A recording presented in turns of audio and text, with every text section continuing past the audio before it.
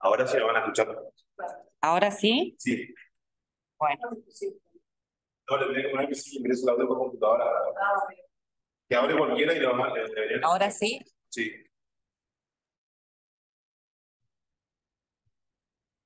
Con esta página. Ahí. Ahí. Buen día.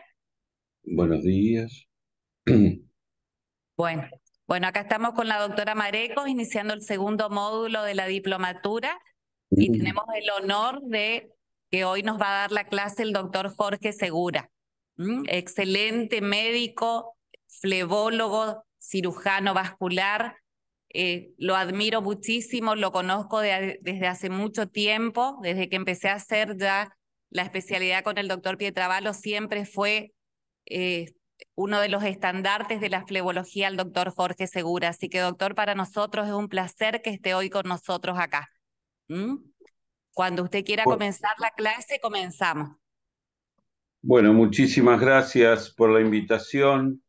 Como siempre, muy agradecido por la consideración de ustedes y lo importante es que todos juntos podemos empezar a continuar lo que es el aclaramiento de la interpretación del origen de la enfermedad venosa. Específicamente, la enfermedad venosa crónica es mucho más conocida y mucho mejor interpretada por las consecuencias en sí misma que por los orígenes. La enfermedad venosa crónica puede ser primaria o esencial, en el cual no está claro el origen, sino diferentes situaciones, como lo que tiene que ver con la herencia y lo que tiene que ver los factores de riesgo, el embarazo, la multiparidad, el uso de anticonceptivos, la posición de bipedestación o estar mucho tiempo sentado, estar el paciente quieto, todos los factores, la obesidad, el uso de hormonas de anticonceptivos en general, el tipo de trabajo. Todos son factores desencadenantes, todos son factores predisponentes de la enfermedad venosa crónica, que en realidad tiene que ver fundamentalmente con la alteración del funcionamiento del retorno venoso. Cuando el retorno venoso puede tener alteraciones desde el punto de vista funcional y desde el punto de vista orgánico.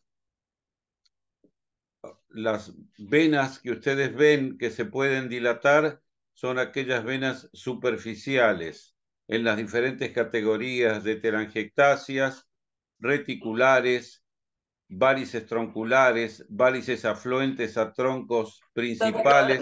Doctor Segura, disculpe, me parece como que no estamos pudiendo compartir su pantalla.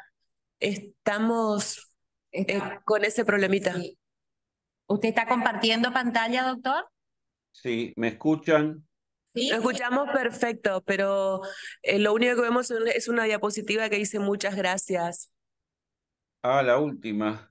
Sí, y no está en presentación, por eso A ver, vamos a ver a la debe tener presentación. duplicada su pantalla. Ahí está. Ahora, Ahí sí, doctor, ahora sí. Excelente. ahora sí. Buenísimo. Bueno, De la como diplomatura. estaba diciendo, las que tienen alteraciones básicamente de la pared, dada por puede ser por engrosamiento de la pared, puede ser por afinamiento de la pared por un lado, por otro lado por algún trastorno de las válvulas, que puede ser las dos válvulas, puede ser una sola válvula, pueden ser, como les dije, trastornos funcionales o pueden ser trastornos orgánicos.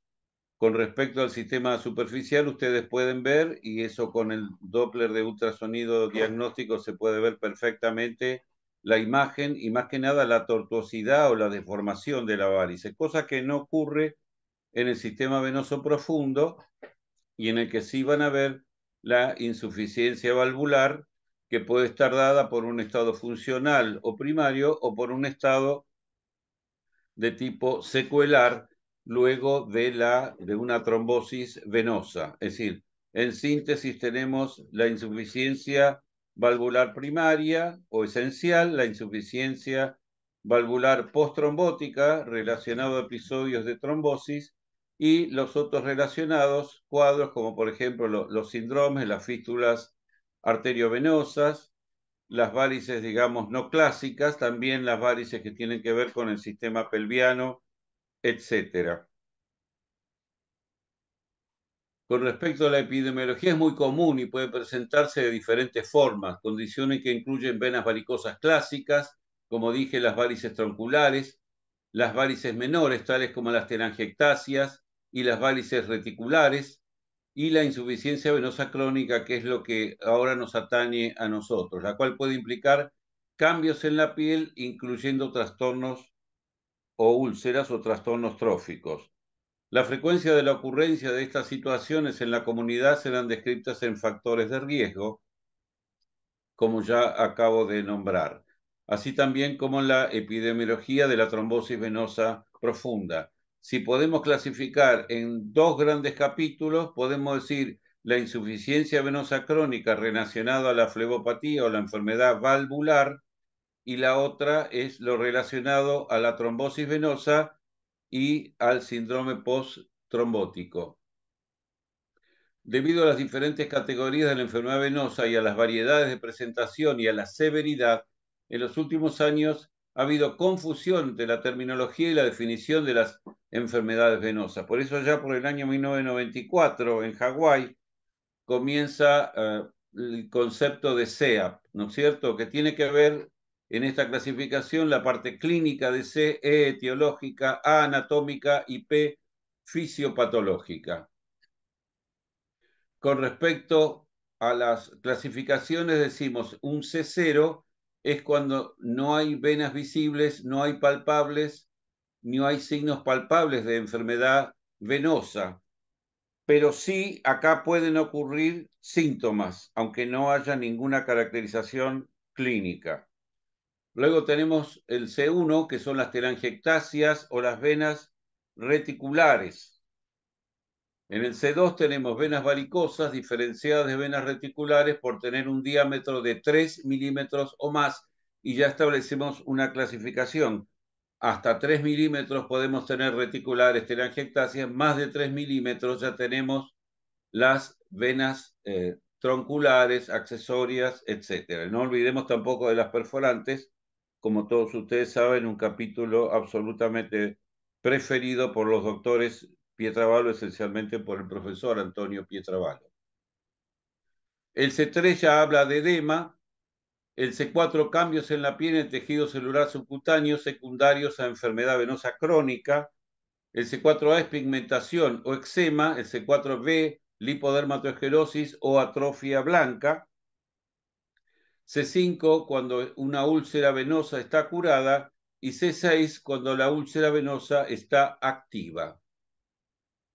Acá tenemos presentación clínica a la izquierda de telangiectasias en C1, como ustedes ven, algunas superficiales planas y hay otras que ya comienzan a tener prosidencia, como lo llaman los alemanes las Bessenreiser.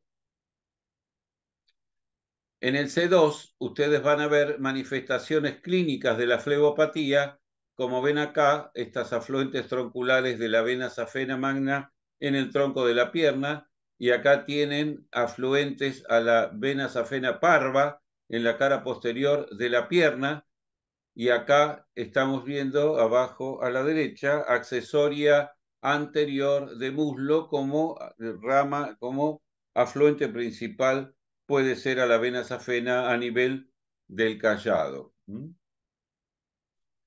Acá seguimos con la presentación clínica de la C2, afluente a vena safena parva, en este caso. También podemos relacionarla con perforantes que se ubican en esta zona, por ejemplo, la perforante del vértice gemelar interno, o podemos ver también en la línea media la vena perforante de May.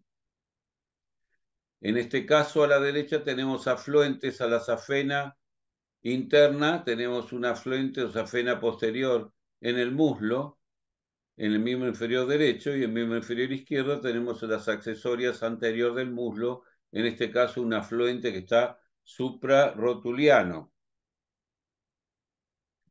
Acá ya en C3 tenemos el edema. El edema es un capítulo muy importante en flebología, especialmente para establecer los diagnósticos diferenciales. Si el edema es por una trombosis, si el edema es por una erisipela, si el edema es por un linfedema, si el edema es por un lipedema. Es decir, existen diferentes situaciones en las cuales puede haber presentación clínica para saber cuál es la etiología del edema. Lo más común que vamos a ver nosotros en flebología va a ser el edema que está relacionado a una trombosis y el edema que está relacionado a una erisipela, con todas sus connotaciones. Acá tenemos un edema. Un detalle muy importante que tienen ustedes que ver relacionado a la trombosis venosa es que aparte de los signos clásicos de dolor, edema e impotencia funcional que se observan en las trombosis venosas profundas, hay dos situaciones que les va a permitir a ustedes, desde el punto de vista clínico, aproximar el diagnóstico, que son el cambio de coloración de la piel en el caso de una trombosis, que es más rosado, más rojizo en el miembro afectado, y además van a ver venas dilatadas, varículas, telangiectasias, en la pierna que está afectada. Es un detalle clínico para la trombosis venosa profunda aguda. En el C4A ven las presentaciones de eczemas. Acá tienen un clásico eczema en forma de escarapela que está alrededor de una varice perlada, ¿no es cierto? Esto lo ven, ¿por qué? Por razones de rascado. La persona se rasca porque le pica, se rasca porque le molesta y ese rascado lastima la piel y termina produciendo un eczema. Otra cosa que hay que tener en cuenta en el examen clínico flebológico es que los pacientes pueden tener vencimiento del arco, es decir, pueden tener pie plano que se puede asociar. Además, ven acá en este caso el edema maleolar. Estas posiciones viciosas con el tiempo pueden traerle muchos trastornos en el apoyo de la extremidad inferior. En el C4B es cuando nosotros estamos viendo una insuficiencia venosa crónica con cierre de la úlcera, úlcera cerrada, como ven acá, y todas las características, lipodermatosclerosis, edema, cambio de coloración en la piel, en algunos casos acá ven atrofia blanca, lipodermatosclerosis, ese color ocre.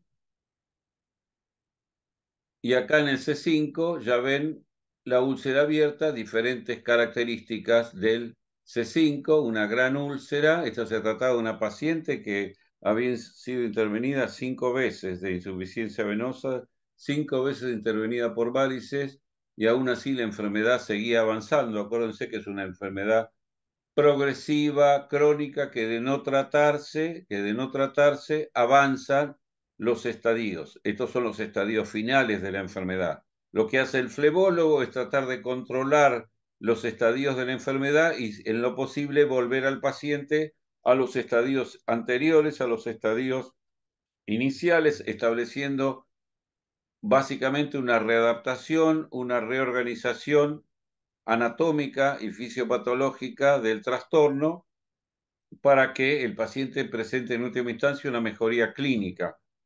Lo más importante es hacer el seguimiento de la enfermedad venosa.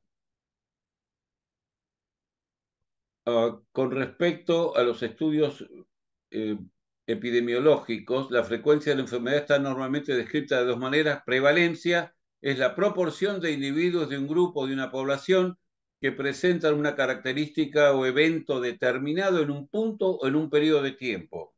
En un tiempo determinado, ¿qué es lo que ocurre? E incidencia es la proporción de individuos que están libres de enfermedad que la adquieren en una determinada longitud de tiempo. Prevalencia e incidencia son muy importantes para los conceptos de epidemiología.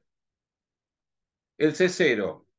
En enfermedad venosa, la clave para entender el factor patogénico es la incompetencia de las válvulas venosas. Sin embargo, Tal incompetencia valvular que resulta en reflujo venoso puede ocurrir en individuos sin signos o síntomas de enfermedad venosa. Esto lo vamos a ver más adelante en una presentación de trabajos que estudiaban estas situaciones, reflujo, síntomas, etc.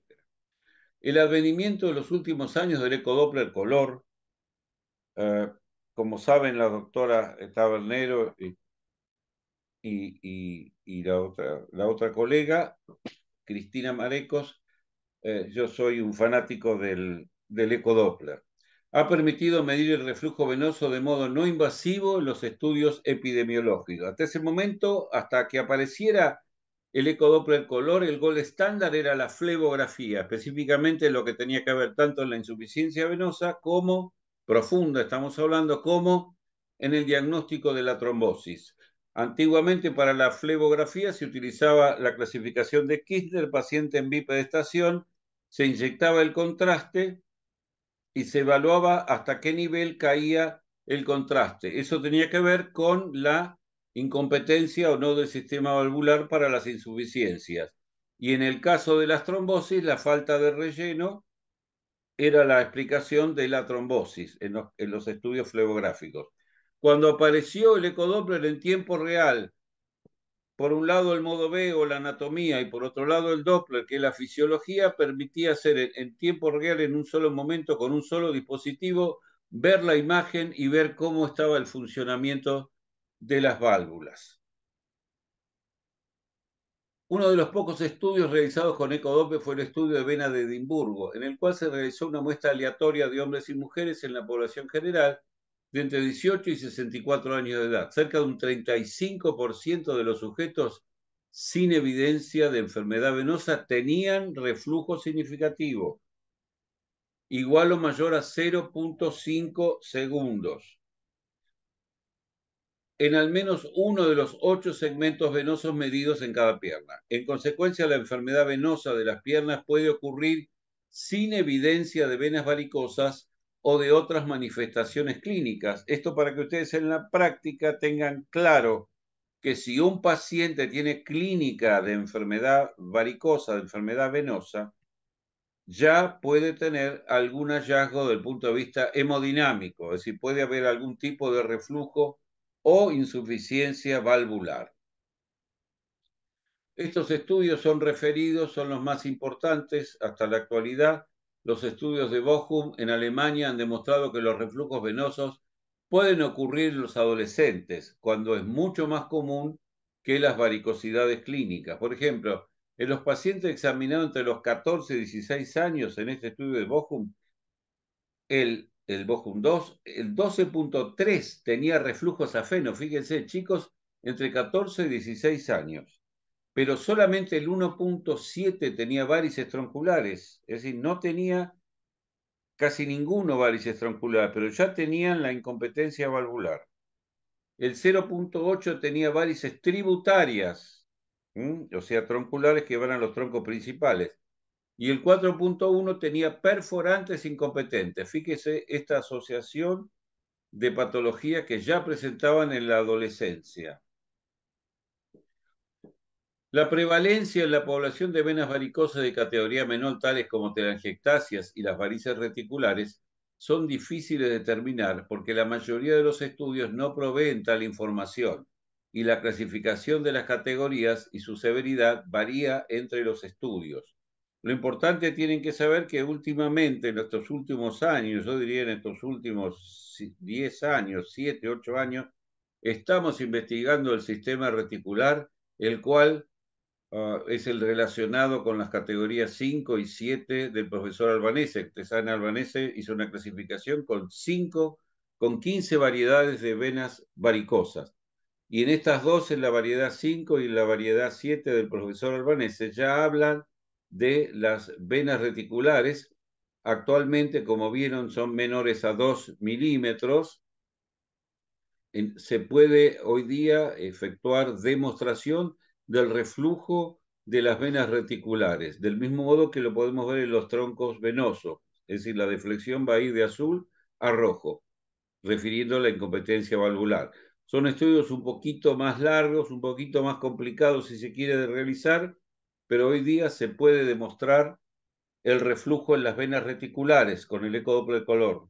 Tienen que tener una frecuencia un poquito más alta que los estándar, que tienen 7, 10, con 16, 18, a veces 20, se puede demostrar perfectamente el reflujo de las venas reticulares. Y no solo eso, gracias a esas características ecográficas de nuevas variaciones, se puede hacer intervencionismo en las venas reticulares insuficientes. Por ejemplo, hacer ecoesclerosis, por ejemplo, hacer láser endoluminal de baja dosis en las venas reticulares. En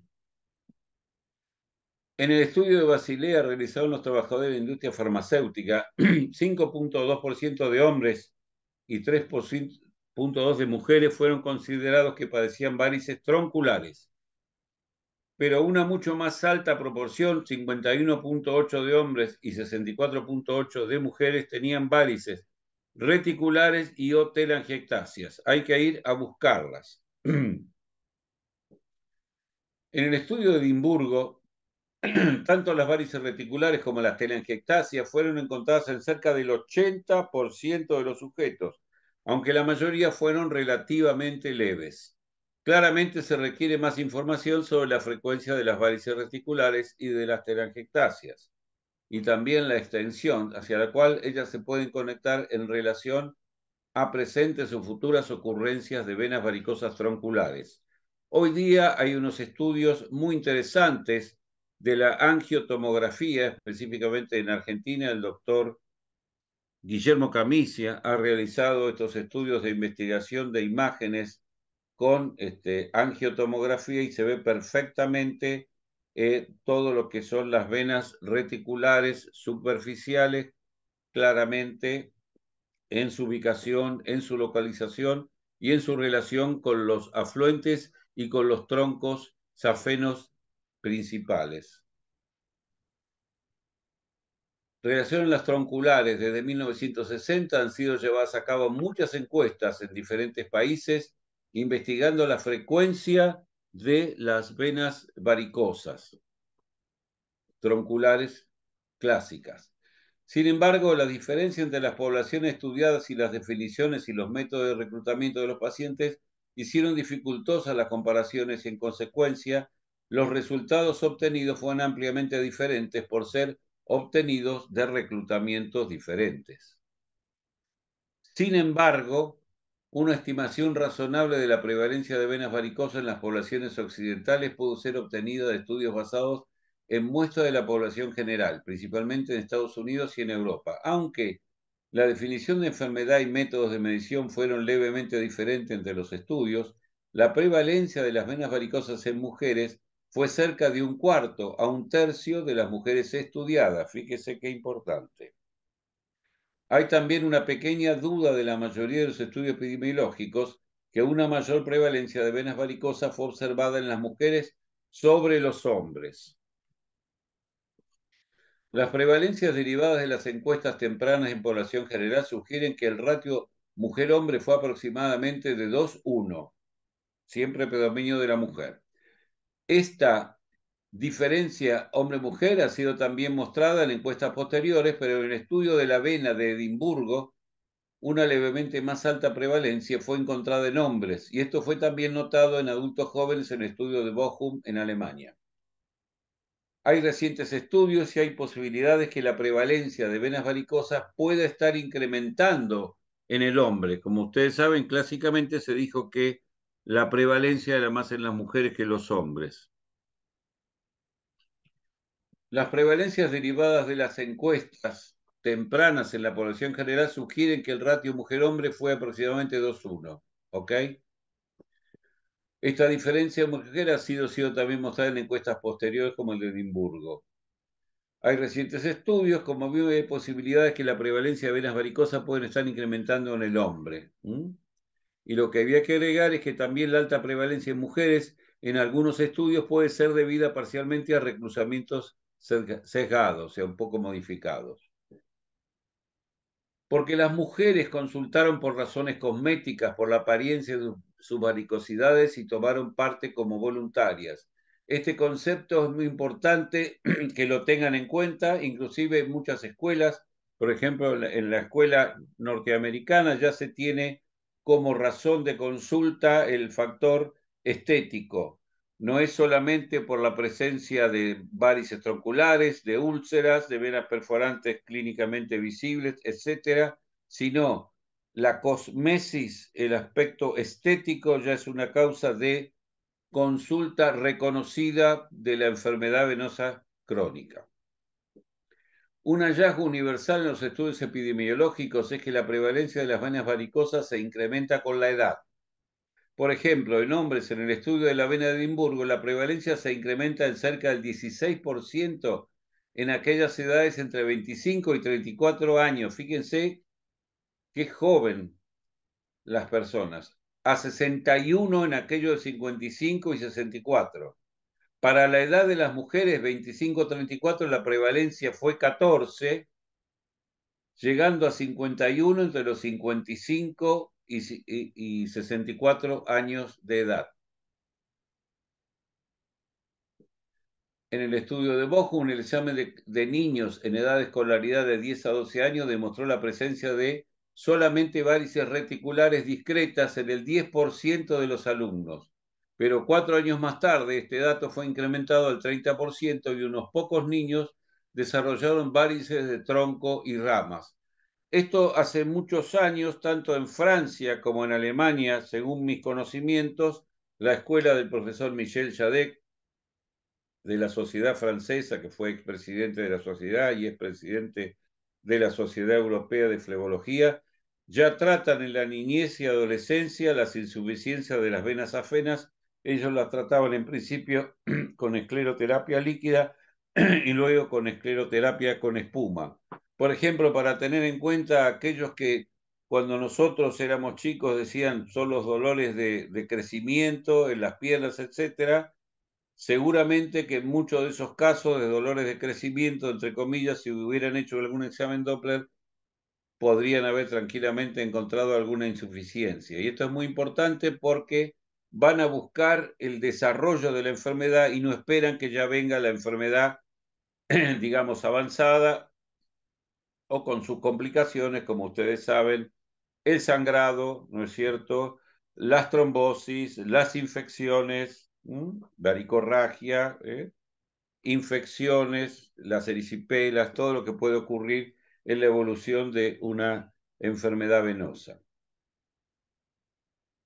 Entonces decimos que el 10% de los alumnos, pero 4 años más tarde, fíjense, a los 4 años este dato fue incrementado al 30, de un 10 pasó a un 30, y unos pocos niños ya tenían varices de tronco y ramas. Ha habido diferentes evidencias acerca de las edades en que se produce el desarrollo de las venas varicosas en diferentes países, tales como los de África, comparados con otros países occidentales. Valiosas comparaciones entre países, sin embargo, pueden ser hechos solamente si los estudios que usan los mismos métodos y son basados en la población examinada. Un estudio de investigación de venas varicosas realizado en Nueva Zelanda y en el Pacífico Sur tuvo interesantes resultados. Por ejemplo, el 44% de las mujeres maoríes de Nueva Zelanda tenían venas varicosas comparadas con menos del 5% de los isleños de Atol. En ese caso, la prevalencia de varices entre los maoríes de Nueva Zelanda fue similar a los caucásicos de Nueva Zelanda. Esto habla de un hábito, ¿no es cierto? Un hábito que también es otro de los factores de riesgo que tiene que ver con la dieta, con la alimentación, etc. Más recientemente, en la California meridional no hubo diferencias encontradas en la prevalencia de varices tronculares entre caucásicos, hispánicos, negros y americanos asiáticos. Estos resultados sugieren que las venas varicosas pueden ocurrir menos frecuentemente en los países desarrollados, pero en los que adoptan el estilo de vida de los occidentales. En el estudio de Framingham, la incidencia anual encontrada fue del 1.9 en hombres y del 2.6 en mujeres. Todos varían, todos los estudios varían porque tienen que ver con la población, con la época, con las edades y con las muestras que toman.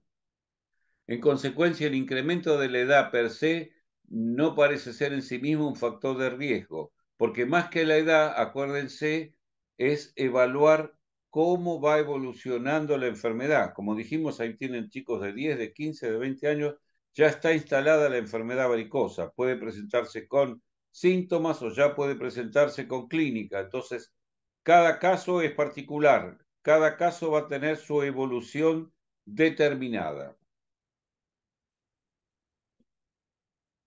La prevalencia en la población general de los cambios en la piel debidos a insuficiencia venosa, tales como hiperpigmentación, eczema y edema, no han sido bien documentados. En un estudio de población de Tecúmes, en Estados Unidos, el 3.7% de las mujeres y el 3% de los hombres tuvieron evidencia de cambios en la piel, o lo que nosotros llamamos trastornos tróficos.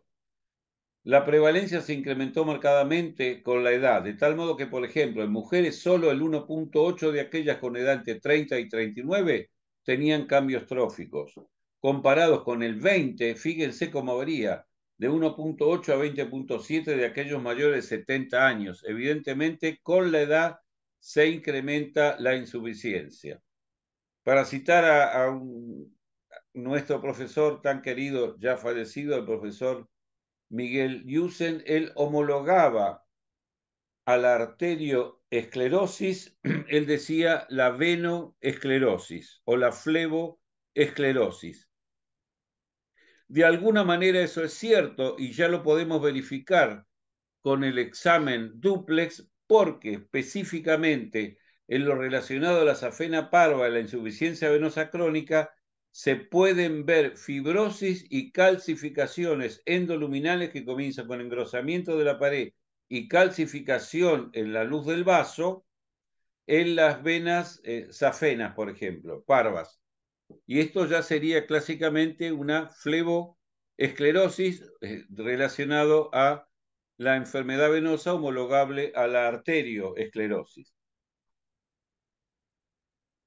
En el estudio de Basilea, la prevalencia de pronunciados cambios en la piel, dilatación de venas subcutáneas, hiper o hipopigmentación fue hallado en el 9.6% de las mujeres y en el 8.7% de los hombres. Ven que es muy parecido la incidencia.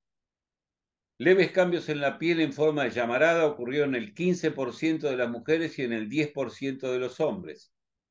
Lo que deben tener en cuenta es que siempre la mujer tiene un criterio profiláctico preventivo y de alerta ante algún signo, síntoma o presentación que el hombre. El hombre en general no le da mucha importancia porque usa pantalones, aunque ahora todos usamos pantalones. Pero la mujer siempre tiene esa predisposición a la alerta, a la prevención, mucho antes que el hombre. El hombre va en general con estadios avanzados de la enfermedad, con un C2 avanzado, con un C3, con edema y con trastornos tróficos, específicamente con úlceras a la consulta. Estos resultados fueron, sin embargo, basados en activos empleados en la industria química y no en la población en general. Sin embargo, los estudios de Basilea y Tecúmes sugieren que no es tan grande la preponderancia de los cambios en la piel de las mujeres sobre los hombres. En estudios de individuos, hablamos del C3, C4, ¿no es cierto? En estudios de individuos con venas varicosas, una considerable proporción tenía evidencia de venas varicosas. Por ejemplo, un estudio de pacientes con venas varicosas en Brasil, el edema fue la más común manifestación, cerca del 20% de los sujetos, mientras que la hiperpigmentación ocurrió en el 6% y el eczema en el 1.2%. Asimismo, el estudio de Tecúmes en Estados Unidos encontró que el 10% de los hombres y el 20% de las mujeres con venas varicosas tenían edemas. La prevalencia y la severidad de los diferentes grados de los cambios en la piel fueron mostrados en el estudio de Basilea relacionado a la severidad de las venas varicosas. Entre aquellos con severas venas varicosas, eran varices tronculares marcadas, la prevalencia de cambios en la piel o úlcera fue del 81%. Y entre aquellos con venas varicosas leves, venas reticulares y o telangiectasias o varices tronculares escasamente visibles, la prevalencia fue del 30%. Fíjense qué variabilidad que hay en la presentación de la enfermedad. Sin embargo, aparte de la gravedad de las varices, es poco conocido acerca de cuáles venas varicosas serán de alto riesgo o adquirirán cambios en la piel. Por eso les digo que lo importante es hacer el seguimiento de los pacientes.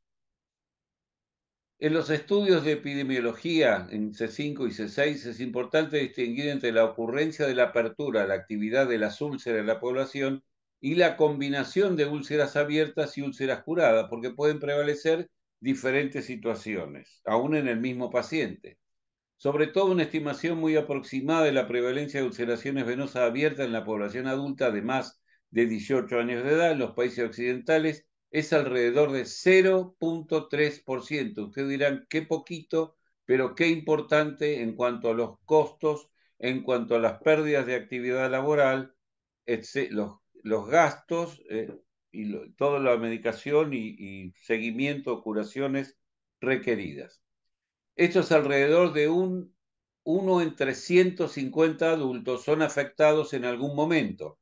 Por cada paciente con una úlcera abierta en la población, deberían aparecer entre 2 y 4 individuos con úlceras curadas o cerradas. En consecuencia, la prevalencia en la población de úlceras abiertas y úlceras curadas combinadas es cerca del 1% de la población. Esto aparece en estudios epidemiológicos donde la prevalencia de úlceras es alrededor de 2 a 3 veces más común en mujeres que en hombres. La ulceración crónica de la pierna es relativamente poco común por debajo de los 60 años. Así que los jóvenes, quédense tranquilos, tienen muchos años para seguir sin úlcera. Pero siempre traten de estudiarse, siempre traten de seguirse, siempre traten de controlarse. El mejor estudio que se hace un paciente cuando va al médico es que no tiene nada. El mejor paciente es el paciente sano. No es que hace un gasto, hace una inversión para su futuro, para su salud y para su estabilidad. Por sobre esa edad, la prevalencia se incrementa consistentemente con la edad en ambos, hombres y mujeres, con la preponderancia de las mujeres mantenida en todas las edades. El pronóstico de las úlceras venosas es a menudo pobre. Típicamente en pacientes atendidos para tratamiento, solo la mitad de las úlceras se curan dentro de los 4 meses. En el estudio de la úlcera de la pierna de Lothian y Fort Valley, llevado a cabo en la comunidad de Escocia, más del 25% de las úlceras no fueron curadas antes de 2 años. La máxima duración de una úlcera fue de 62 años, lo que está documentado, en una mujer de 85 años. En el mismo estudio de Lothian, el 45% había tenido episodios de úlceras por más de 10 años y el 21% por episodios entre 5 y 10 años. Fue también investigado el número de episodios de ulceración activa. Aproximadamente un tercio había mostrado tener un episodio y al menos otro tercio había tenido 4 o más episodios de úlcera abierta. Una pausa de milisegundos. Este estudio que lo hicimos con el doctor Plaquín y el doctor Niro hace muchos años, lo presentamos en el año 2000 en el Congreso Mundial de Flebología de Italia, era para correlacionar, fíjese qué interesante, los síntomas, las venas varicosas y el ecodoppler relacionados a vena interna o magna, en este caso. Estudiamos 3 grupos de pacientes. En el grupo 1, 233, en el grupo 2, 193, en el grupo 3, 235. Las variables, acuérdense, síntomas, venas varicosas y ecodoppler. En el grupo 1, los pacientes tenían síntomas, tenían síntomas, pero no tenían varices. Cuando se le hizo el ecodoppler, fíjense la importancia de los síntomas. El 13% ya tenía insuficiencia de la vena safena. En el grupo 2, los pacientes no tenían síntomas, pero presentaban venas varicosas. En ese grupo, el 16% ya tenía insuficiencia, pero fíjense qué parecido que es la clínica a la presentación clínica, la clínica en síntoma y la clínica como presentación, qué parecido que es, ¿no es cierto? Paciente que tiene solamente síntomas, mire, 13% de detección de enfermedad en la safena. Los pacientes que tenían ausencia de síntomas, pero sí venas varicosas, el 16%. Y finalmente, lo más lógico, los pacientes que tenían síntomas, como ustedes conocen, dolor, pesadez, cansancio, calambre, prurito, etc., tenían síntomas. Y además, clínicamente presentaban venas varicosas, tronculares o afluentes tronculares o venas perforantes. ¿Qué pasaba? En ese caso, el 31% de los pacientes tenían insuficiencia de la vena safena. Y fíjense qué interesante, si ustedes suman 13 a 16 les da 29, que es muy parecido a 31. Con cada uno individualmente van a ser el conjunto, que es cuando tienen síntomas y cuando tienen venas varicosas clínicamente.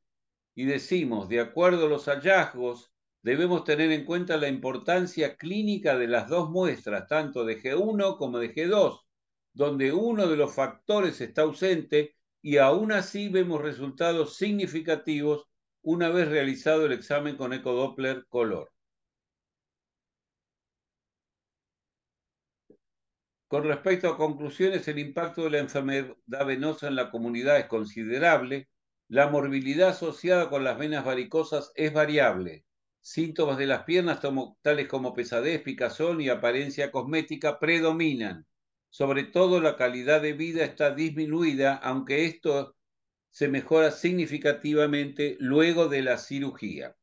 Hay una enorme demanda para el tratamiento quirúrgico, muchos de los cuales no se pueden cumplir. Como todos sabemos, hay mucha demanda para los tratamientos en los hospitales y en la mayoría de los servicios, ustedes lo saben también como lo sé yo, las varices siempre son dejadas para último momento porque están las enfermedades quirúrgicas agudas, porque están las enfermedades oncológicas que tienen prioridad ante la enfermedad venosa.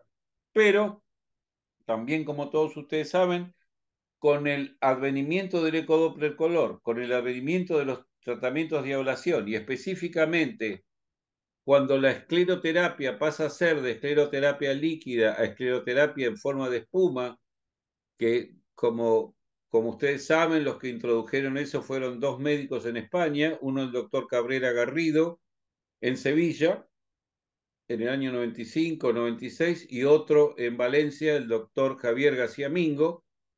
Ambos comenzaron, cada uno en su lugar, en su tiempo, y tal vez paralelamente, sin saber lo que hacía el otro, a trabajar con el esclerosante en forma de espuma, y ya no solamente trataban venas reticulares y venas de telangiectasias, sino que hacían venas tronculares, trataban venas safenas, por ejemplo, ejes safenos, y con la utilidad del ecodoppler se podía evaluar. Inclusive cuando hacíamos las primeras experiencias de ecoesclerosis en forma líquida, hacíamos el seguimiento y medíamos la distancia del efecto que provocaba el esclerosante, que era 25 o 30 centímetros, por ejemplo, para una safena con esclerosante líquido.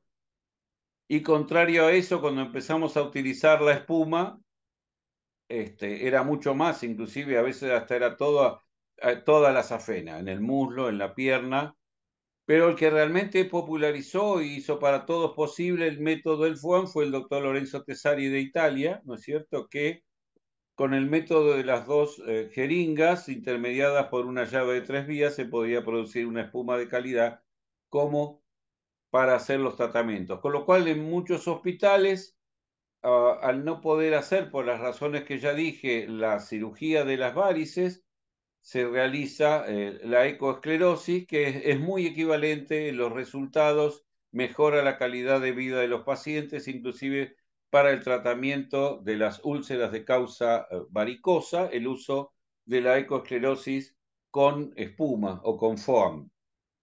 Ha sido un buen aporte a la flebología. En Inglaterra, por ejemplo, 65.000 operaciones fueron realizadas en venas varicosas en el año 99. Las úlceras venosas son mucho más serias, causando sustancial morbilidad, como dijimos, y pérdida de la movilidad.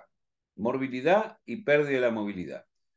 El deterioro en la calidad de vida es severo, con altos niveles de depresión, dolor y aislamiento. Una de las situaciones que se consideran últimamente son los factores psicológicos en cuanto a lo que decimos la calidad de vida del paciente. No solamente el daño, la lesión que tiene en su sistema venoso de miembros inferiores, sino las consecuencias psíquicas, psicológicas en su forma de vida, etcétera, etcétera. Las úlceras afectan predominantemente a personas mayores de 60 años, como vimos antes. En consecuencia, el cumplimiento de la sociedad está expectante para incrementar con los cambios de edad en la estructura de la población. Esto genera un mayor impacto en los sistemas de salud en relación a los cuidados. Por ejemplo, en el Reino Unido, 1/3 del tiempo del distrito de enfermería, 1/3, la tercera parte, es destinado a gastos de curación de úlceras en las piernas. Alrededor del 2% del gasto total en salud está destinado en el Reino Unido a gastos en el tratamiento de enfermedades venosas, mayormente en la cirugía y en el cuidado comunitario. El cumplimiento en la sociedad no es probable que decrezca hasta que no se conozca mucho más acerca de los pasos que pueden ser realizados para prevenir la enfermedad venosa y el impacto en la epidemiología. Cerca de 1/3 de los adultos con enfermedad venosa no evidente presentan evidencia de incompetencia valvular anormal, como ya hemos visto. Las telangiectasias y las varices reticulares son muy comunes, ocurriendo en alrededor del 80% de la población adulta. Las venas varicosas tronculares ocurren en 1/4 a 1/3 en las mujeres. La prevalencia ha sido menor en hombres, pero puede estar incrementando, como ya lo hemos dicho. La prevalencia de las venas varicosas tronculares se incrementa con la edad y es probablemente menos común en los países desarrollados. La ocurrencia de los cambios en la piel, tales como pigmentación, eczema y edema, están relacionados a la severidad de las venas varicosas. Mayor consecuencia a nivel piel, mayor consecuencia de la fisiopatología de la enfermedad, evidenciada por insuficiencia valvular u obstrucción de la luz del vaso, por secuelas postrombóticas, por ejemplo. Las úlceras venosas activas ocurren alrededor del 0.3% de la población adulta y el 1% tiene una úlcera activa o curada.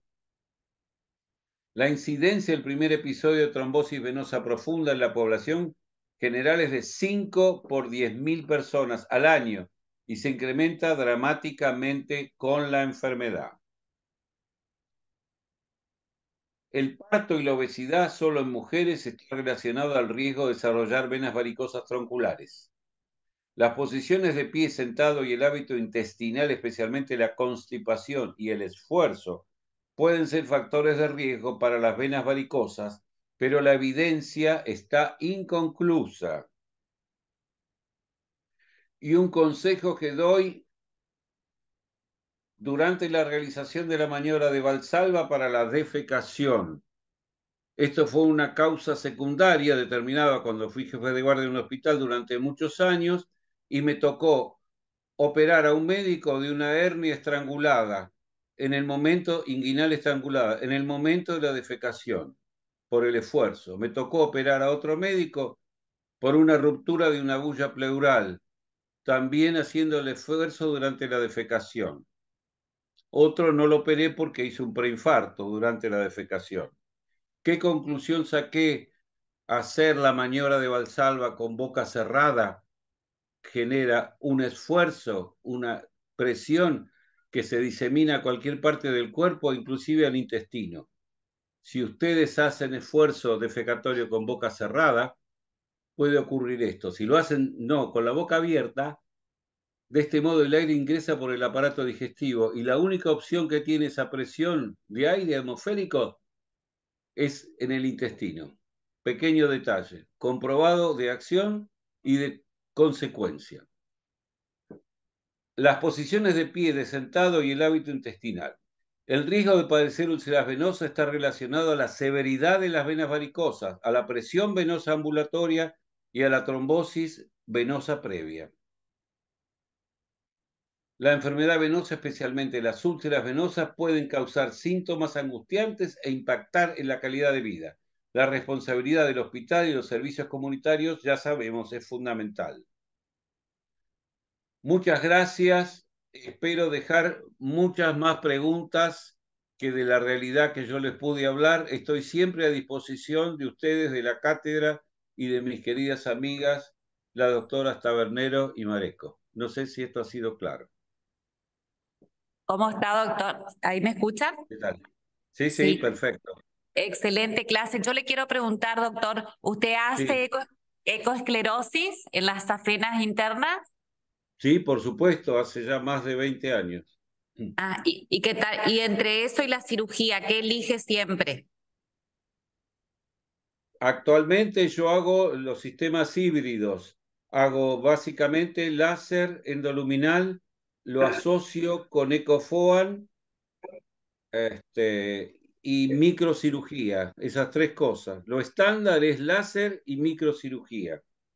Ajá. Pero estoy empezando a hacer, como se los comenté, tratamiento del sistema reticular, porque podemos ver las venas reticulares, ya podemos dictaminar el grado de insuficiencia o reflujo de la vena reticular, que está, como yo digo, por debajo o relacionado a las grandes placas de venas telangiectásicas, no por debajo. Entre un 40 y un 60% están las venas reticulares, entonces canulamos la reticular y podemos hacer dos cosas.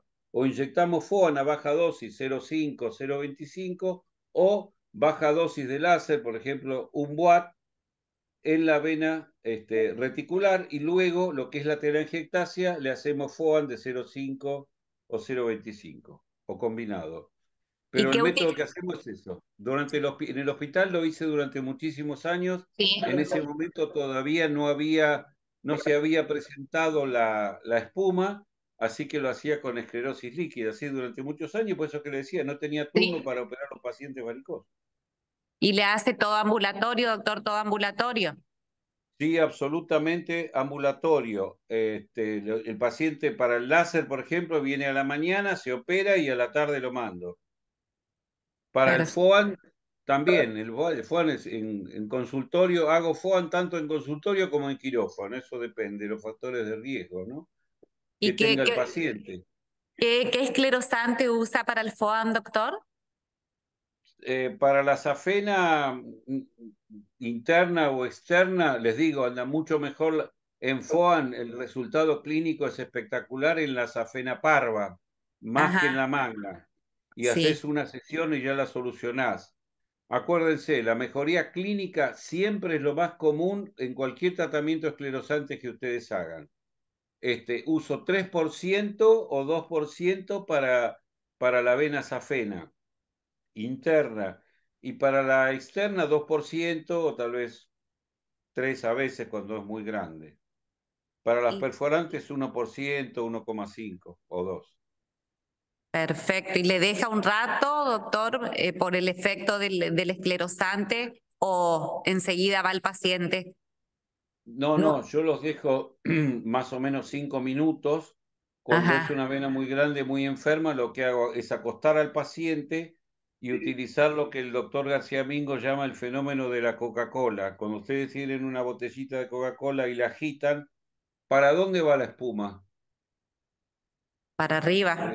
Exactamente. Entonces, acuesta la pierna, inyecto, por seguridad yo inyecto en la safena siempre en la región del canal de Hunter, el tercio distal de muslo, porque la Sí. espuma va a evolucionar. Entonces, después la acuesto, levanto la pierna y durante 3, 4, 5 minutos, al levantar la pierna, la espuma se va a diseminar hacia la región malleolar. Lo importante es que nosotros hacemos dos cosas. Hacemos el seguimiento ecográfico de cómo se va evolucionando la espuma y además, acuérdense, puede ocurrir, ¿no es cierto? Hay que buscar el espasmo o el cierre de la vena. Perfecto. ¿Alguien más quiere hacer alguna pregunta?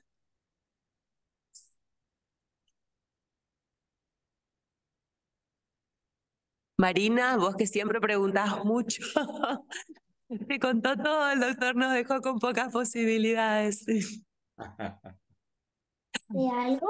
Hola, Doc, ¿cómo están? Sí, mucho Hola, gusto. Marina. ¿Qué tal? No, la verdad es que bien, o sea, es como repasar un poco de epidemiología, estadística, pero no, todo clarito. Perfecto. Más que claro, en realidad. Doctor, una sola pregunta le hago yo. ¿Cómo no? Incidencia, sobre todo en la evolución de la insuficiencia venosa y los anticonceptivos en la mujer. ¿Qué experiencia tiene o qué nos puede contar desde su experiencia? Los fenómenos vasculares que hemos visto como impacto en la salud de las mujeres han sido, estamos hablando de una experiencia en el caso mío, de 40 años para atrás, de cuando estaba en la residencia de cirugía general y vascular en el Hospital Privado de la Comunidad de Mar del Plata. Hemos visto infartos de miocardio, hemos visto accidentes cerebrovasculares, hemos visto trombosis, pero en muchos de esos casos siempre había factores de riesgos. Ustedes saben que hay muchas enfermedades vasculares que tienen predisposición para, por ejemplo, malformaciones vasculares intracerebrales, para la presencia de aneurismas, etcétera, etcétera. Y hay factores que ya están determinados genéticamente, ¿no es cierto? Acá hay familias que tienen un aneurisma la hermana, que el hermano tiene un aneurisma de aorta, que la hermana tiene un aneurisma cerebral, etcétera. Siempre hay que tener en cuenta el tipo de anticonceptivo que usa el paciente, pero más que nada si está relacionado a lo que nosotros vemos en flebología, que es si tiene síntomas, si tiene varices, ¿no es cierto? Y todos los factores. La obesidad también, por ejemplo, es un factor, el uso de anticonceptivos, la multiparidad. Nosotros, desde el punto de vista de flebología, lo que hacemos es tratar de prevenir que la enfermedad no se complique. Aconsejamos siempre una consulta con el médico ginecólogo, la médica ginecóloga, y pedimos también una consulta con hematología para estudiar cuáles son los factores que pueden desencadenar en tal o cual paciente alguna eventual complicación. Más que nada eso lo estudian los hematólogos, o como yo tengo la suerte de contar con la doctora Marcela Aimé, que además de ser flebóloga es experta en trombosis, con lo cual podemos evaluar. Nunca se olviden en las trombosis estudiar los factores de Caprini, protrombóticos, que son muy importantes. No sé si más o menos quedó claro. Tiene que ver con la clínica, con lo que presenta el paciente y con el antecedente que tiene. Y ahí hay que hacer las consultas con hematología y con ginecología, ¿no es cierto? Sugerir si tiene episodio trombótico, etcétera, etcétera, que cambie el método. Gracias, doctor. No, por favor. Doctor, buen día. Buen día. ¿Qué tal? Buenos días a todos. Buen Buen día. día. Doctor, una preguntita con respecto a la evolución y las complicaciones que se pueden presentar en la aplicación de espuma del esclerosante, que evidentemente se está empezando a usar mucho más, estoy viendo y estoy escuchando. Entonces, ¿qué relación de complicaciones, no solo con la cirugía, que ya sabemos lo que significa una cirugía, sino en la aplicación por ahí como opción, no a algo mixto o híbrido, sino como una opción a un Pura. tratamiento solo con el esclerosante o con el espuma? Correcto. Lo más importante previo al tratamiento es detectar alergia importante del paciente, que puede ser a medicamentos, por ejemplo, alergia a penicilina, trastornos de tiroides, también es importante detectar hipertiroidismo. Eso es muy importante. Por eso ustedes saben que el flebólogo debe tener por lo menos un decadrón, ¿no es cierto? Debe tener medicaciones antialérgicas para episodios agudos, un suero, etcétera. Hacerlo, si no tener un sistema de ambulancia, un sistema de emergencia, porque la emergencia en medicina siempre es 1 a 1 con el médico, no hay un porcentaje, es 100%. Entonces, primero tener en cuenta eso, aunque hay muchos que dicen que no pasa absolutamente nada, yo siempre sugiero descartar el antecedente de alergia del paciente. Si hay antecedente de alergia y el paciente insiste en hacerse el tratamiento esclerosante, ¿qué hago? Lo mando a un alergista, que le testifique el esclerosante, que le haga las pruebas para el esclerosante como método. Con respecto a la técnica, antiguamente se decía que las úlceras se producían porque podía eventualmente en un 15-20% existía fístulas arteriovenosas y uno inyectaba accidentalmente.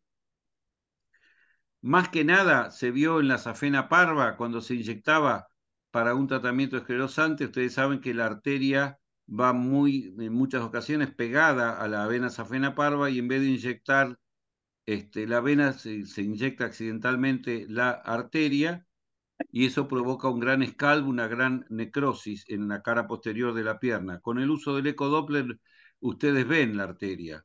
Otro vaso que también tiene la arteria propia, nosotros lo hemos descrito allá en el año 99 en un congreso que hubo en Córdoba, el Panamericano, nosotros presentamos la arteria propia de la vena safena interna. Por eso también algunas escaras que se producen en relación al muslo pueden estar relacionadas con inyectar accidentalmente la arteria de la safena. En general, está mucho menos hipertrofiada que la arteria de la safena parva, la de la safena interna, pero se puede ver sin ningún problema si hacen el examen con detenimiento. Entonces, inyectar suave, lentamente, en caso de espuma, no inyectar, se dice que hasta 10. Yo digo, no inyecten más de 5. Total, si tienen que repetir, repítanlo. El paciente puede tener, digamos, hipotensión, puede tener inclusive hasta dolor precordial. Observarlo 5 o 10 minutos, tranquilizarlo y si ven que la cosa avanza, hacer un decadrón y llamar a la ambulancia. Es raro, pero cuando ocurre, ya les dije, para el médico es 100%. Debe tener, ¿no es cierto?, medicación preparada para anafilaxia, para atender al paciente en el caso de una emergencia. Si ocurre una úlcera, estar al lado del paciente para cerrarle la úlcera como se cierra cualquier otra úlcera, mucha compresión, medicamentos cicatrizantes, etc. Cuando hay infección, dar antibióticos. Pero la cantidad que yo sugiero hoy día, aún de la safena magna, no más de 5 centímetros de espuma, no más. ¿Para qué? Para evitar las trombosis. Las trombosis pueden ser directamente prolongadas, como se dice, EFIT, el eje venoso va hacia la vena femoral y se prolonga. Lo importante es cuando ya va más de un 50% de ocupamiento de la luz en la vena femoral. Hablamos del procedimiento de EFIT, o sea, de una trombosis venosa inducida por nosotros, luego de un FOAM, por ejemplo. Si va más del 50, ya hay que anticoagular al paciente. Pero también para la safena parva. Es raro, pero controlarla. La mejor seguridad que nosotros tenemos es la válvula ostial. Esa es la señora que contiene todo. Esa es una esclusa que impide que avance el producto de nuestra ecoesclerosis. Esa es la máxima seguridad, la válvula ostial. Es la que nos ayuda. El buen vendaje, hacer movilizar al paciente. Y yo por precaución, en los primeros 3 o 4 días que inyecto un esclerosante, le digo al paciente que no coma picantes ni beba bebidas alcohólicas. No se olviden que el polidocanol es un alcohol en última instancia, que ustedes inyectan endovenoso. Tener siempre las medidas de precaución, pues ya les dije, la trombosis puede ser por continuación, por prolongación, un EFIT, pero también pueden tener trombosis esenciales. Me ha pasado hacer FOAM de la safena y que el paciente haga una trombosis de la poplitea. No tiene ninguna comunicación directa, pero sí puede ser un factor de riesgo, ¿no es cierto?, la producción de trombosis. Ustedes la inducen. ¿Qué es una escleroterapia? Es inducir una trombosis dirigida por nosotros con un fin terapéutico. En ese caso, siempre investigar, no pasar más de 48, yo diría como máximo 7 días luego que hacen un tratamiento en safena magna, parva o alguna accesoria. ¿Por qué? Porque si el paciente tiene una trombosis, ustedes anticoagulándolo, le van a prevenir el síndrome postrombótico, pero siempre controlar. La ecografía es de mucha utilidad si ustedes la saben aplicar. Y si ustedes no hacen la ecodoppler, 2 cosas. Pueden hacer en algún momento un curso con el doctor Segura u otros colegas, o solicitarlo a un colega que le haga el examen ecodoppler, siempre para detectar cómo evoluciona clínicamente, ecográficamente, el producto de la esclerosis que ustedes hicieron y también descartar la presencia de trombosis, que puede aparecer. Si ustedes no lo buscan, nunca van a encontrar nada. Si miran solamente lo que ustedes hacen, pueden decir que bien que está el resultado de mi esclerosis con FOAN, pero si no miré la poplitea, etcétera, o la vena gemelar, me estoy comiendo algo. Así que tengan en cuenta siempre, el seguimiento es para ver el resultado terapéutico, pero también para ver las otras venas adyacentes. Muchas gracias, doctor. Una preguntita más. Sí. ¿Hay algún caso en que se inicia terapéutica de anticoagulación por algún factor de riesgo del paciente antes de hacer la Sí, espuma? en el caso, yo le digo los casos porque todo esto es muy dinámico. En el caso que ustedes, dos cosas, hablamos de dos cosas. El aspecto clínico de una trombosis esencial. Si ustedes observan que esa trombosis va creciendo, por ejemplo, 8, 10 centímetros del pliegue inguinal de la vena safena, que va ascendiendo, ahí sí se empieza la anticoagulación. Ahora contamos con los NOAC, que lo podemos dar directamente, y el control ecográfico ahí es fundamental. Por ejemplo, el Xarelto, el Rivaroxaban, pueden hacerlo en dosis profiláctica, 10 miligramos cada 12, o pueden hacerlo en dosis terapéutica, 20 miligramos cada 12. Entonces, tener en cuenta que si va progresando la trombosis, aunque sea de la vena safena, ahí pueden darle el NOAC, el anticoagulante. Eso por un lado. Con respecto a los resultados de un FOAM, como les dije antes, si avanza más de un 25, de un 25,50 en la luz de la femoral, ya tienen que indicar tratamiento anticoagulante ustedes o hablarlo con un clínico o con un hematólogo. No sé si está claro. Perdón, doctor, No, pero no disculpe, inicia pero antes. No claro. inicia Ustedes antes. dicen profilácticos, si le Claro. hicieron al paciente, como les dije, la evaluación de los criterios de Caprini para trombosis y el paciente tiene factor de riesgo, mi opinión, no le hagan esclerosantes. Ahora, si el paciente insiste que le hagan esclerosantes, con los criterios, y ahí sí ya es indicación de hacer una profilaxis, pero lo hablan con el hematólogo. Doctor, Es mi opinión. una pregunta Sí. que me pasó, digamos, tengo una paciente que ella está anticoagulada por, bueno, por causas cardíacas, digamos, y ella quería hacerse el tratamiento esclerosante. No hay, yo en algún momento había leído que no hay ninguna contraindicación, es decir, que en un paciente que está anticoagulado se puede hacer tranquilamente el ecofoam sin necesidad de suspenderlo. ¿Es así? Ese trabajo lo presentaron, si no me equivoco, los doctores de Francia, Spini y Gachet. Yo al que conozco es a Gachet porque lo he visto en varios congresos, hemos dado conferencias juntos, que indicaron que se puede hacer tratamiento esclerosante en paciente anticoagulado. Sí. Es más, es una seguridad, porque si vos Es una seguridad, analizás, eso es lo que me había quedado, que sí que era claro, inclusive mucho pero, mejor en esos pacientes. pero acordate de dos cosas. Sí, Primero, si está anticoagulado con acenocumarol o algunos de esos, ¿cómo esté el rango de RIN? Porque el paciente dice estoy anticoagulado y por ahí el RIN que tiene es de 1, ¿viste? Con lo cual no sirve. Saben que para un RIN aceptable tiene que ser entre 2 y 3. pero Entonces, por más que esté anticoagulado, vos tenés que comprobar si en ese caso de un Sintrón, acenocumarol, por ejemplo, que el paciente esté bien anticoagulado. Primero. Y segundo, tener mucha consideración en el caso de que el paciente esté anticoagulado por una arritmia. En general, muchos pacientes con antecedentes de arritmia cardíaca están anticoagulados. Entonces, en ese caso tenés que controlar muy bien clínica y ecográficamente lo que pase, más que nada si estás controlando una vena safena. Pero en general es una seguridad que el paciente esté anticoagulado cuando le hace el tratamiento, ¿no? gracias, doctor. No, por favor. Muchas gracias, doctor. Una preguntita más. Jorge.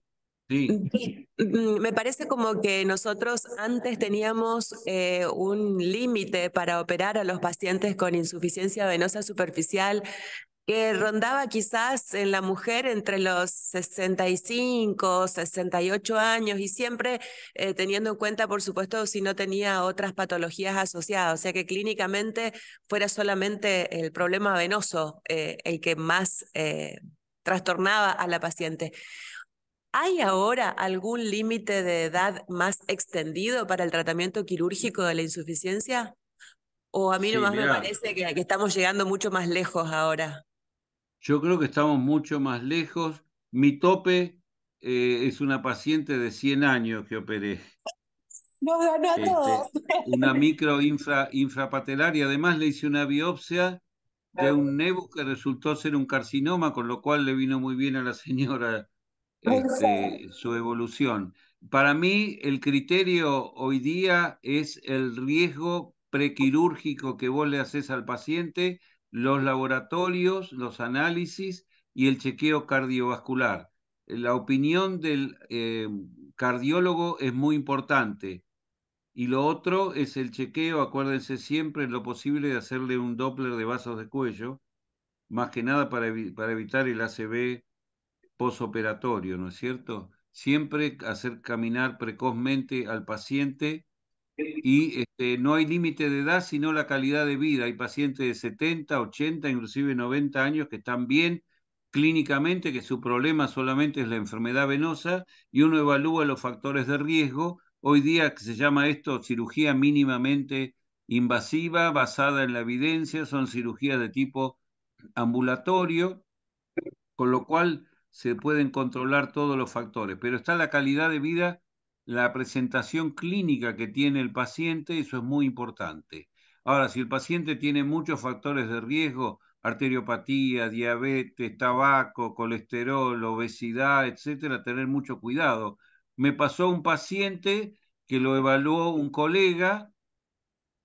Le pregunté los análisis bien, el Doppler bien, etcétera. Cuando viene el paciente, no lo podía colocar en la camilla, pesaba 220 kilos. Se olvidó el Y no lo, detalle. y no lo pudimos, claro, no lo pudimos intervenir. El médico estaba muy entusiasmado con operarlo, pero le dije, mira, lamentablemente no podemos ni acostarlo. Le digo una cosa totalmente exagerada, no es lo habitual, es una cosa absolutamente rara. Pero tener en cuenta todo, si el paciente en el chequeo está bien, le dice el cardiólogo que está bien, es de bajo riesgo, 1, 2, con monitoreo, etcétera. Yo me guío siempre por lo que dice el cardiólogo. Si el cardiólogo lo considera posible y todos los análisis me dan posibles, yo realizo el tratamiento, porque hoy día cada vez vienen pacientes de 60, 70 y 80 años a la consulta. Sí, cada vez No sé más. cómo les pasa a ustedes. Sí, sí, sí, doctor. Sí, por eso le preguntaba a la doctora, pues tenemos muchos pacientes grandes que se quieren operar, o señoras principalmente, o por estética, o por molestias, pero se quieren operar. Ahí está en elegir el método también, si es quirúrgico o el esclerosante, depende, por supuesto. Claro, están los factores de indicación Sí. médica, pero están también los factores económicos, ¿no es cierto? Claro, claro, eso influye mucho también, doctor, claro que sí. Por eso yo creo, en el caso de FOAN, en principio no usar más de 5 centímetros cúbicos. Hay un estudio en Inglaterra que hablaba de 10, que hay que hacer por debajo de 10, porque veían que por arriba de 10 había mayor incidencia de trombosis, aunque era baja, pero estaba. Y cuando bajaron, bajó la incidencia. Por eso yo digo, 5 está bien, con 5 es muy útil lo que van a hacer y van a estar tranquilos. ¿Y le hacen otra sesión también en diferentes sesiones, doctor, o en una sola? Yo trato de hacer la safena en una sola, pero puede ser a los 2 o 3 meses se hace un retoque, sin ningún Perfecto. problema. Nunca hacerlo seguido. Hay que Ahí dejar que se fibrose la vena. perfecto. Preguntan si usa el AET, doctor, como esclerosante, el Ab- polidodecanol. absol- absolutamente porque tiene una implicación médico-legal. Perfecto. Lamentablemente, si ustedes utilizan un sistema magistral de esclerosante, si existe algún tema legal, le van a preguntar de dónde lo sacó. Entonces ahí van a ver si eso tiene aceptación del ANMAT, etcétera, etcétera, y es un problema menos. Si ustedes presentan un esclerosante Está aceptado, me de parece. marca, tiene todos los avales científicos Sí. Está del ANMAT. aceptado, ¿no es cierto, por la ANMAT, el AET? Absolutamente. Sí. Si no, no se podría vender en farmacias. Claro. Es un detalle, pero tiene que ver con la medicina médico, la parte médico-legal, ¿no es cierto? Lo que es la responsabilidad del médico. Igual el médico no hace ningún procedimiento que tenga, digamos, certeza absoluta de resolución. El médico hace posibilidades del tratamiento, posibilidades de resultado. Los únicos que van a una certeza de resultado son los cirujanos plásticos, por eso son los que tienen más juicio. El flebólogo no, el flebólogo hace un tratamiento de una enfermedad con la posibilidad de tener los mejores resultados, pero no puede garantizar los mejores resultados. Tampoco olvidarse de hacerle firmar el consentimiento informado al paciente, eso es muy importante, con cualquier cosa que hagan. ¿Hacer escleroterapia de telangiectasias le hace firmar, doctor, el consentimiento? ¿Siempre? Y en general sí, no siempre, pero sí. Lo que se aconseja es que sí, porque un esclerosante de telangiectasia te puede provocar una trombosis venosa profunda. Sí. El doctor Umangi hace Sí. ya muchísimos años demostró en flebografía, inyectando una telangiectasia, cómo se iba directamente al sistema venoso profundo en el momento. El problema está la defensa anátomo-fisiológica que tiene el organismo frente a la inyección de un esclerosante. Para que un esclerosante haga efecto tiene que haber lesión del endotelio. Y el esclerosante pronuncia la lesión, aumenta la lesión del endotelio. En un endotelio sano, teóricamente el esclerosante se tiene que lavar. Esa es una de las causas. La otra causa es la velocidad circulatoria. La velocidad del sistema venoso profundo es 2 a 3 veces la velocidad del sistema venoso superficial, con lo cual ustedes inyectan el superficial y lo va a lavar el sistema venoso profundo. Yo personalmente no creo en los ángulos de seguridad, pero sí creo en esos dos factores, que es la velocidad circulatoria y la indemnidad del endotelio. Perfecto. Están en mi libro de Doppler, está claramente explicado. No sé si alguno lo leyó. Sí, yo lo leí, doctor. Excelente el libro. Como Sí, todas yo las clases. también. ¿Eh? Yo también. Sí, perfecto. Gracias. Hermosa clase, doctor. No sé si alguien más quiere hacer alguna pregunta. Lo más lindo es la parte práctica, que es lo que usted hace y lo que todos queremos saber. Exacto. Bueno, cuando hagamos algún taller de Doppler, me invitás y vemos. Sí, pero por supuesto, doctor, vamos a hacer la parte práctica y va a venir a Corrientes y todos los que puedan van a venir. Encantada. Con mucho gusto. Sí, acá dice la doctora Marecos, nos vamos a Buenos Aires todo con usted. Y bueno, ahora el curso de Doppler de segundo nivel empieza en la Universidad de Belgrano, ahora en julio. Así que yo después te mando la información, si querés. Sí, perfecto. Mándeme que yo transmito, doctor, todo. Son 3 días a full, miércoles, jueves y viernes. Perfecto. Así que bueno, muchísimas gracias, doctor. Fue un honor para nosotros que nos haya dado esta clase. Y bueno, esperamos contar siempre con su presencia y con todo, porque siempre nos apoya y nos ayuda mucho saber que usted está. Muchísimas gracias, muchísimas gracias, con mucho afecto agradezco, A Muchas disposición. gracias, Jorge. Muy lindo poder verlo. Lindo Un poder gusto. verlo, sí. Un gusto, Gracias. doctor. Cualquier cosa me llaman, estoy a disposición en lo que pueda hacer humildemente. Muchas gracias, doctor. Muchas gracias. Hasta luego. Quería comentar además, antes que me olvide, que salió un manual también de flebología, no sé si lo vieron. No. ¿Cuál es? Sacamos un manual de flebología actualizado, tiene hasta angiotac, todo lo que es Doppler, esclerosante, hasta síndrome de opérculo torácico, láser, radiofrecuencia, Doctor, ¿y etcétera. me puede mandar así yo pongo en el grupo para que todos podamos ver y comprar el que quiere? Sí, sí, con mucho gusto. Sí, sí, sí. Sí, sí, con ¿Eh? mucho gusto te lo mando a vos toda la información. Perfecto, doctor. Muchísimas gracias.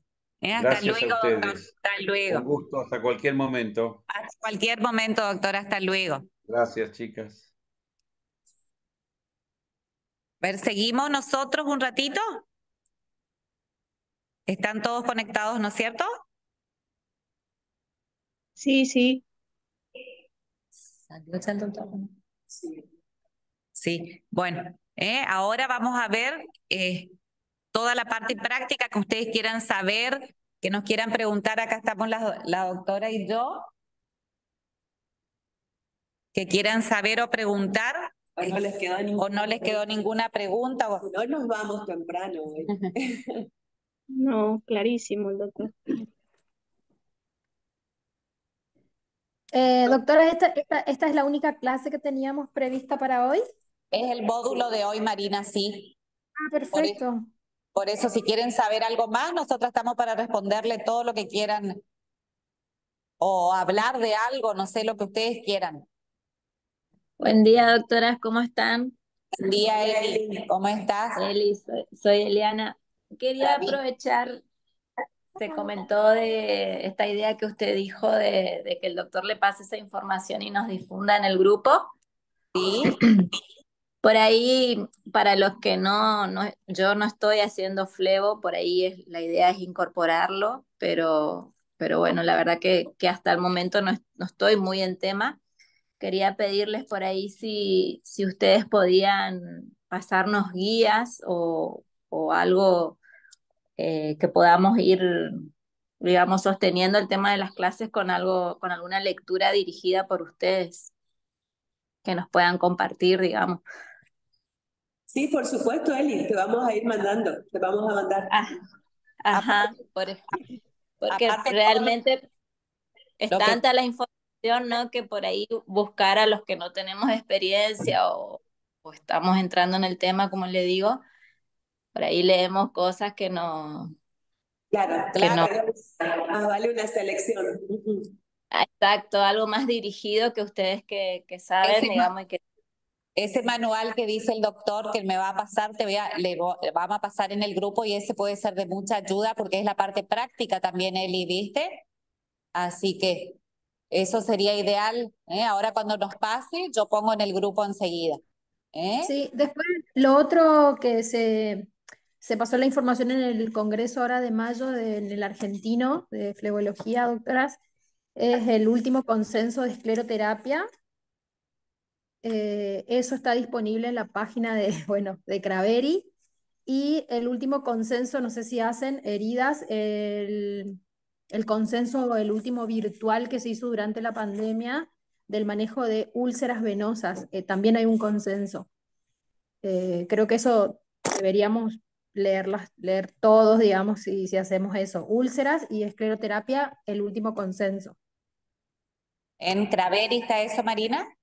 Sí, eso está cargado en la página de Craveri y tiene acceso para todos.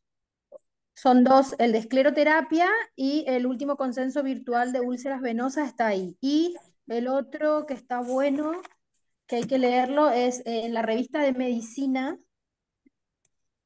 el tema de anticoagulación y la implicancia, digamos, del flebólogo al recibir trombosis venosas profundas. Ya vamos a dar la clase de trombosis venosa profunda hasta en otro de los módulos. A eso tenemos que dedicarnos mucho también, Marina, porque viste que es tan importante para nosotros eso. Eso porque tiene muchísima implicancia legal para nosotros, Claro. súper importante, y ahora hay muchísima información con respecto a los nuevos anticoagulantes, que la verdad es que eso es muy nuevo para mí también, digamos, el manejo. Sí. El tema de las warfarinas contra los nuevos anticoagulantes orales y las trombosis, digamos, si se anticoagulan o no, que ahora las distales se recomiendan no anticoagular, las proximales sí, todo un tema nuevo, digamos, que me enteré ahí en el Congreso, que hay que reforzar eso.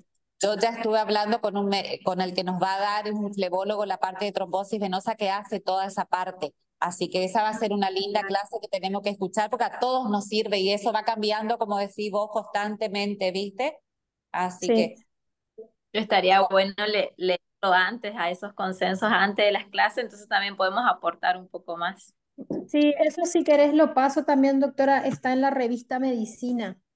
sí, Marina, por supuesto, pasarnos todo, entonces podemos, como dice Liana, los que ella nos está empezando recién, así que, Claro, sí, porque el tema es que por ahí uno, si uno accede a un buscador, hay demasiada información sí, Ay, y uno no sabes qué leer, digamos, y entonces tienen que ser fuentes realmente fidedignas, científicas y que tengan aval, digamos, porque si no te pones a leer cualquier cosa y al final te pierde más que orientarte. Sin perdemos embargo, tiempo con poco tiempo y sería bueno.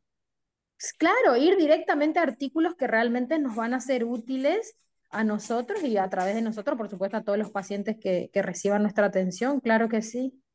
y la parte práctica, que es lo que a mí me gusta, no dar la clase, porque por ahí eso es medio tedioso, pero acá el doctor Segura dijo muchas cosas prácticas que nos sirven a todos, ¿viste? Poner no más de 5 centímetros del AET, que el AET es el único que está, o sea, Igual legalmente. toda una clase de escleroterapia. Sí, tenemos todo, clase de escleroterapia, de todo todavía. En un poco ya vamos a llegar a la escleroterapia, Claro. a los últimos consensos, a que cada uno hable de toda la experiencia que tiene. Vamos a traer siempre a gente que esté muy embebida en el tema y que le pueda dar la última de las informaciones. Por eso esto es más que nada una diplomatura de actualización, de mantenernos al día. Y para los que están aprendiendo es justamente para que vayan sabiendo qué es lo más importante que tienen que seleccionar. Sí, perfecto. De cada tema vamos a tener el mejor que hace esto, ¿eh? Así que por eso les digo, ahora todo lo que quieren preguntarnos, nos preguntan a nosotras acá. ¿Estamos? Gracias, Eliana. ¿Listo? ¿Ninguna otra pregunta? Gracias a ustedes, No, doctora. no se la escucha bien, doctora.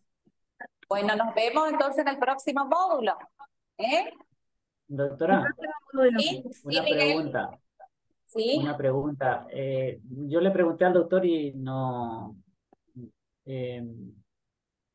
la vi inconclusa después al final. O sea, entre la elección del tratamiento láser o tratamiento quirúrgico o tratamiento espuma, eh, ¿cuál es una u otra elección? Esa es la pregunta. Es decir, ¿por qué un método y no otro, por ejemplo? Pero ¿O él por qué no dijo, todo claro, una cosa o Sí. por qué a veces híbrido En o tiene realidad, relación con el costo únicamente? ¿Cuál es más barato? ¿Cuál es más caro? hay varios factores. Está el factor económico. O ¿por qué no todo espuma, por ejemplo? Claro, hay varios factores. Está el factor económico, está el factor edad de la paciente, en donde, por ejemplo, si vos tenés un paciente joven que tiene, por ejemplo, un CEAP2, obviamente vas a tratar de que el resultado de tu tratamiento sea lo más estético posible y en ese caso es muy probable que ofrezcas, por ejemplo, el sistema de láser más la resección con crochetage de las comunicantes insuficientes. Ahora, si ese mismo paciente tiene ya 70 años de edad y tiene muchas patologías asociadas, y por decirte, la safena está demasiado serpiginosa, ha perdido totalmente su armonía, está llena de saculaciones, vos te vas a plantear porque ya no va a ser un tratamiento estético. Y es muy probable que ese paciente esté con insuficiencia cardíaca o que sea diabética tipo 2 o que esté hipertensa y te vas a entrar a cuestionar. Y es como que la clínica de nuestra experiencia ya nos dice, este paciente va más allá de solamente el láser. Y capaz que si tiene muchas patologías asociadas, te decidís solamente por hacer FOAM en una, en dos o hasta en 3 sesiones separadas de algunos meses para lograr una mejor calidad de vida de ese paciente. Y después te vas a encontrar con otra clínica que es en donde ustedes escucharon que el doctor dijo que hace láser y hace un híbrido, hace de láser y hace esclero con FOAM. Ese es el típico caso en donde el láser no entra de una en todo el trayecto de la safena, lo tenemos que ir haciendo por segmentos y nos queda siempre la duda de si pudimos abarcar con el láser, generar toda la desecación con el láser. Entonces preferimos ayudarnos con el FOAM. Entonces, terminamos de hacer el láser y capaz que antes de sacar la guía ya estamos tirando FOAM. Esa es una técnica que está funcionando muchísimo, que nos da la seguridad, sobre todo los que tenemos el láser plano o el láser puntual. El láser espiralado por ahí da mejores resultados para las pacientes que tienen una safena de más de 1 centímetro de diámetro, lo cual es muy frecuente de ver, no es tan infrecuente. En ese caso, el láser espiralado es mucho mejor. Y en los otros casos, en donde las safenas están rondando entre un diámetro de 7 milímetros y 8 milímetros, cualquiera de los dos láseres es suficiente. Pero nos estamos viendo en la posibilidad de que tenemos mejores resultados cuando asociamos a otras técnicas. Por ejemplo, láser y escleroterapia, FOAM. Realmente ahí el resultado llega al 100%. Todos los factores que cada uno de los pacientes trae te van a ayudar a decidir cuál sería la mejor técnica. No hay una barrera, no hay algo muy definitivo o estándar. Hasta aquí láser, hasta aquí híbrido o hasta aquí solamente FOAM. Depende de muchos factores, Yo me baso mucho en los factores de riesgo siempre, Miguel. Veo si es una paciente añosa o tiene factores, obesidad, hipertensa, si tiene enfermedades asociadas, cualquier enfermedad asociada, trato de hacerle siempre esclerosante. Si no, por supuesto que yo elijo la cirugía, porque para mí es lo mejor siempre. Con la cirugía se le termina el problema. Pero yo como cirujana, digamos, eso también es un nosotras dato dos muy somos cirujanas. importante. Sí. Hay especialistas en flebología que solamente tienen un arma para defenderse y que son escleroterapeutas porque no tienen habilidad quirúrgica, porque no han hecho cirugía. En cambio, el flebólogo que evolucionó de ser cirujano general o cirujano vascular periférico y después hace flebología, tiene un arma más, y es que ahí sí uno puede decidir hasta dónde es cirugía y hasta dónde es solamente FOAM. Y les puedo asegurar que en el caso de que la especialidad esté asociada a la especialidad de cirugía, casi siempre nos acompañamos más de los procedimientos quirúrgicos que de los procedimientos escleroterapéuticos. Somos como que es más radical, es más fácil, es más rápido para nosotros, pero sí, Bueno, a veces nos limitan las patologías asociadas a los pacientes. en eso voy a... No estoy de acuerdo. Yo soy cirujana y he hecho muchísimas cirugías de safena, digamos, previo a la formación en escleroterapia. Y hoy la verdad es que hago prácticamente todo escleroterapia. Pero yo soy cirujana, digamos, puedo entrar a quirófano a hacerla, pero... Pero no está diciendo que no, o sea, Hay montones de cirujanos que hacen solamente escleroterapia. ¿sí? No, para nada. También hoy día hago más escleroterapia que cirugía. Lo único que digo es que el cirujano tiene una herramienta más con respecto al escleroterapeuta que no tiene habilidad quirúrgica, nada más. Exactamente. Y de hecho hay muchos escleroterapeutas que han entrado en tantas cirugías que han tomado la habilidad quirúrgica y que realmente lo podemos ver trabajar con mucha presteza y experticia y no es un problema. Tampoco es necesario ser un cirujano cardiovascular para hacer tratamientos flebológicos. Pero hay personas que son solamente escleroterapeutas y nunca han tenido habilidad quirúrgica. Totalmente. ¿Vos sos cirujano, Miguel? Hago clínica, doctora, cirujano de título ahí en Corrientes, pero hago clínica. Haces clínica. Entonces, por eso preguntaba todo eso. Hoy día en todos lados se hace mucho más escleroterapia que cirugía. Eso es lo que está en todos los lugares, o sea, todo lo nuevo es más escleroterapia que cirugía. O láser, o láser, las combinaciones híbridas. Y ya las vamos a ir viendo también en su momento, no se preocupen. Vamos a hacer la presentación de todas las técnicas híbridas. Perfecto, muchas gracias.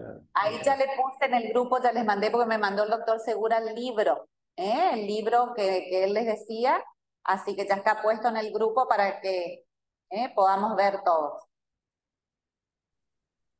¿Alguna otra pregunta? Lucrecia, ¿alguna pregunta? No, todo bien, clarísimo. Muchísimas gracias a las dos. Vos hacés cirugía, Lucrecia, ¿no es cierto? Sí, sí, sí, me defiendo mucho más con la cirugía. Sí, sí, sí, y mezclo cirugía con esclero. Sí, sí, sí. Perfecto, como todos mezclamos las dos cosas, claro. Sí, sí, sí, sí. Jackie, ¿estás Me por encantó ahí? la clase. Bueno, Jackie, no, está muteada. bueno. Bueno, ¿está? ¿Ninguna otra pregunta? Perfecto. No, Nos no, vemos. muy claro todo. Perfecto, Nos vemos el... Excelente. Gracias, Mariela. Gracias, Mariela. Muchas gracias. Perfecto, Hasta luego. Nos vemos el próximo. Hasta luego. Hasta Hasta luego, luego. doctoras. Muchas gracias. Gracias, gracias. Muy bueno. Gracias.